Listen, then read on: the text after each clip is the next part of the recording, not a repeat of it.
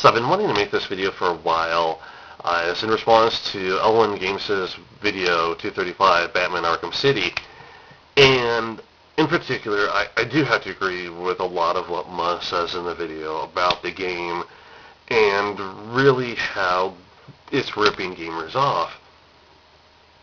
One of the things that really bothers me about this game is that I don't feel that I should have to have an online pass to play as this character. I don't really even see a need to have to go in and buy DLC to play extra content for a game. And this is really what they're doing. They want you to go in, buy additional content, and if you buy the game used, the only place you can actually get a copy of the code to play as Catwoman is if you go to GameStop. And this blows me away, because I feel like gamers are being ripped off. Because you have to go to one store and one store only to get this code required in order to play the game. Sorry, cattail. It's not cool at all. To me, you know, so many people have said, video games should come complete. You shouldn't need online access to play a game, regardless if it's PC, Xbox, PS3, even if it's Nintendo. I don't care. You should not have to have that. And one of my big concerns about this game that I'm not even seeing anybody mention is, with GameStop being the only company allowed to sell the game with Catwoman code, which would be printed on a receipt, nobody's looking at the big picture here. A possibility that used sales could be tracked for the companies in order to be able to actually go, this is what we need to do to try to stop used sales. It's not what most talks about. This is my own deal. I just wanted to interject that for a moment, because it is something that we have to face, and particularly with a lot of companies talking about how they're losing money as a result of used games, it's just not right.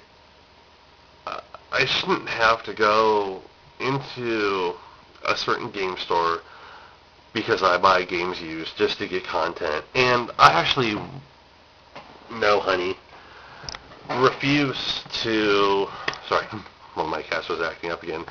I actually refuse to buy this game. And in fact, any game that requires an online pass, whether it's for multiplayer, whether it's for a part of the story, it shouldn't matter.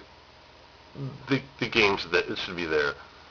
And the way that I see it is games like Arkham City, to an extent even now, Assassin's Creed, Revelations, pretty soon these games are just going to become a big mess. And we need to realize that as long as we let the game companies get away with what they're doing, to charge for online passes if you buy the game used, to get a part of the story mode, whether it's just to play even a small area, but you're saying, oh yeah, you can play this character, you can play this character, but you have to have internet connection. I live out in the boondocks. For me to upload one of these videos, it takes a while. And I'm doing it because I care. It's been something I've been wanting to do for a while. And people need to hear the truth.